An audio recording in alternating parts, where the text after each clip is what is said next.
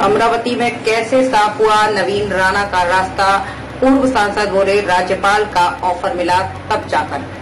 Amravati Lok Sabha seat Maharashtra की सबसे hot सीटों में से एक है। यहां बीते 26 अप्रैल को मतदान हुआ था।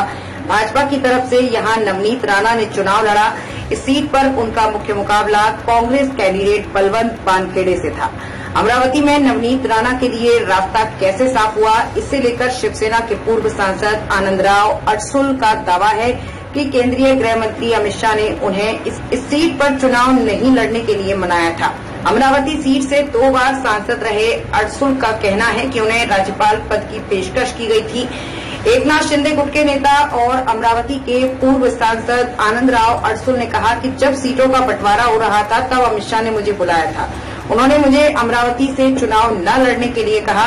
मैंने उनसे कहा कि जिस उम्मीदवार को वे मैदान में उतारने की योजना बना रहे हैं वो जीत नहीं सकती और उसका कोर्ट केस चल रहा है। शाह ने मुझसे कहा कि वे इसका ध्यान रखेंगे।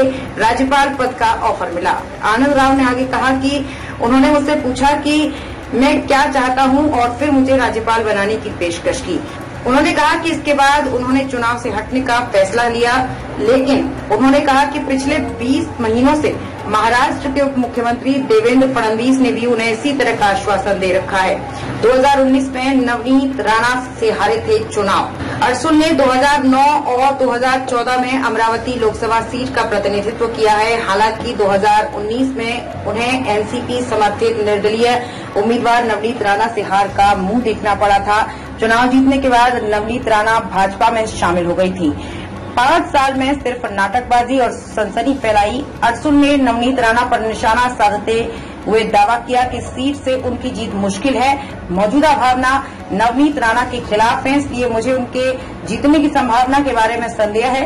राणा पिछले 5 सालों से केवल नाटकबाजी और सनसनी फैलाने में लगी हुई हैं, जो लोगों को पसंद नहीं आई। गौरतलब है कि आनंदराव अडसुल गजानन कीर्तिकर के बाद महाविकास अघाड़ी गठबंधन के पक्ष में बोलने वाले दूसरे शिवसेना नेता हैं। कीर्तिकर के बयान के बाद शिंदे गुट के नेता और भाजपा नेताओं में नाराजगी सामने आई थी। इसके बाद उनके खिलाफ कार्रवाई की मांग उठी थी।